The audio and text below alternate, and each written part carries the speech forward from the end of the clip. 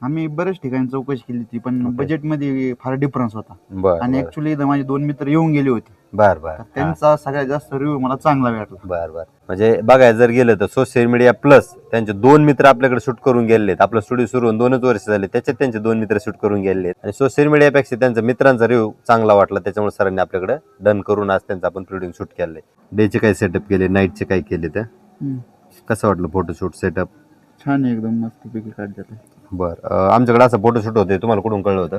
मी इंस्टाग्रामवर बघितलं होतं नगर बर ट्रेनला. नगर ट्रेनला पाहिलं तुम्ही? हो जसं सोशल मीडियावर पाहिलं होतं, त्याप्रमाणे शूट झाले का तुमचं? हो, बरोबर. जे सेटअप सांगितले होते त्यानुसारच शूट ओके झालेले. बर.